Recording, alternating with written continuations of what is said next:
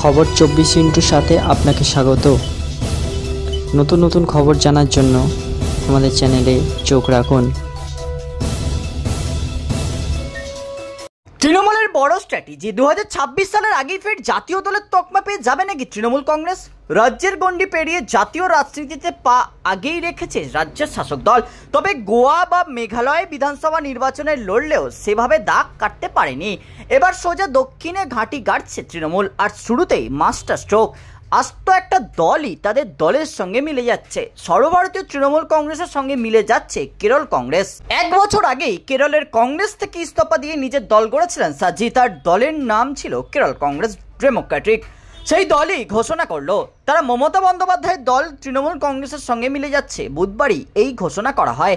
NDA থেকে বেরিয়ে তৃণমূল কংগ্রেসের সঙ্গে এক হয়ে যাওয়ার কারণ ব্যাখ্যা করে সাজি বলেন, ওরা বারবার গুরুত্বপূর্ণ ইস্যুগুলি এড়িয়ে গিয়েছে। বন্য প্রাণীর হামলা থেকে রাবারের দাম কমা, এই বিষয়গুলি নিয়ে বারবার জানানো হলেও তা কেন্দ্রীয় সরকারের নজরে আনা সম্ভব হয়নি। আমরা এনডিএতে থাকলেও কোনো জোট বৈঠকে আমাদের ডাকা হয়নি। তিনি জানান, আগামী এপ্রিল মাসে তৃণমূল কংগ্রেসের সঙ্গে একটি যৌথ সম্মেলনের পরিকল্পনা রয়েছে কোট্টায়ামে। এদিকে কেরল কংগ্রেস ডেমোক্রেটিক তৃণমূলের সঙ্গে মিলে যাওয়ার সিদ্ধান্তে দুই দলই লাভবান হবে বলে মত রাজনৈতিক বিশেষজ্ঞদের। এই সিদ্ধান্তের পেছনে তাদের বড় পরিকল্পনা রয়েছে।